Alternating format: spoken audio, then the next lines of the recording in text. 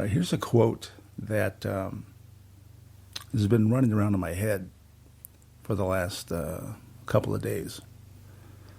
And it says, no one buys the product on Amazon. They buy the review. And when I first read that, I was like, oh my God, that's totally true, right? I don't know about you, but I don't buy products with less than a 4-star review, right? I see something that I think I want, and if it's got a 3.8, I'm looking for something else, right? And also, I'm not going to buy anything that only has like 2 or 3 reviews because,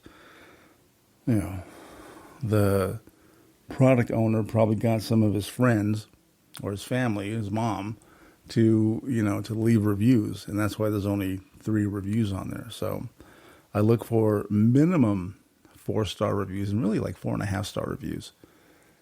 And, I try to see, hopefully they got like 100 reviews too. So that's like, that's kind of my wheelhouse, right? At least 4.5 stars and at least 100 reviews. Now I bring this up because, with my local SEO agency, we also do reputation management, which is online reviews, right? So it's my job to convince all these local business owners that they need more and better online reviews. And they also deal with a lot of nonprofits, right?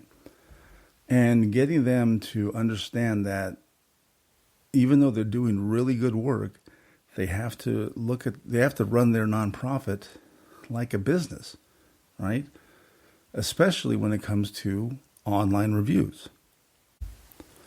Now, some business owners get it right away. Once I tell them, I don't know about you, but I don't buy a product on Amazon if it's got less than, 4 stars. Then they get it because they've been in that same situation. They know as a consumer, they don't buy stuff with low reviews. So once they understand that, my job is a lot easier because they can see the truth. And they can see that because they have either low reviews or no reviews, they're losing business. One statistic that I've seen says that every Google review star, right? Every star represents 7 to 11% increase in revenue or decrease in revenue, I guess, if you have low stars. But the more stars you get, you're increasing your revenue by 7 to 11% for each star. So let that sink in for a second. And here are some other statistics that should frighten you if you're a local business owner. 93% of consumers say that online reviews influence their purchasing decisions. Think about that. 93% of all consumers look to online reviews before they make a buying decision. And one statistic that I think is incredibly important is in the 18 to 34-year-old consumer, 91% said they trust online reviews as much as personal recommendations. Now let that sink in, right? So they're saying that a stranger on the internet who took the time to type out a review has just as much weight as one of their best friends' recommendation, right? That's crazy.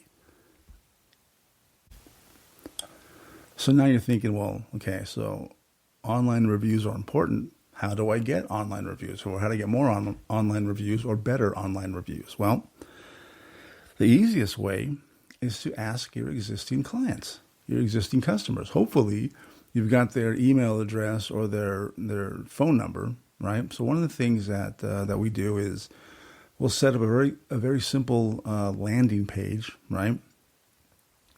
And then we'll send out either an email or a text, an SMS message, with a link to the landing page. We'll ask them, very simply, hey, you're a valued customer. We hope you had a pleasant experience, a positive experience at our business. Would you mind leaving a review for us? Click the link below.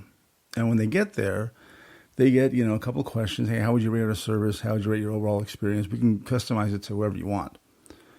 And if it's a positive review, right, 4.5 stars or above, when they submit it, another screen pops up and says, would you like to post this on Google or Facebook or Yelp, right? Depending on where we want to get those reviews.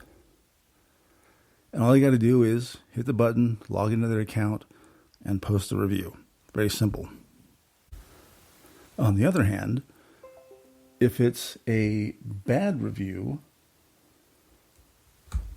hold on a second here. If it's a bad review, you still have to give them the option of posting that review on Google or Yelp or whatever, right? You can't just hide bad reviews. And you can't incentivize somebody to give you a good review, right? And if you give us a good review, we're going to give you 10% off your next visit, your next purchase. You can't do that. But if it's a bad review, what will happen is that review will immediately get sent to the business owner via an email. That way, they can try to save that relationship, right? If somebody has a bad experience and they spell it out to you, you can use that as an opportunity to rectify the situation, right? And again, we also have to give them the option of posting it online. Now, another great way to get reviews is to give reviews, right? If you have a business and you have suppliers, go to their Google business profile and give them a positive review, right? They'll see that, and hopefully, they'll reciprocate and give you a positive review as well. Plus, it's good to get in the habit of giving reviews to businesses that you've had good experiences with, because you now know how important online reviews are, and I'm sure they will definitely appreciate it. So that's it. Online reviews are important. You know how to go out and get some online reviews, and everything should be smooth sailing from now on. So that's all I got for today. I think this was a valuable podcast for you, and I'm here for any questions or any answers. All right, so see you soon.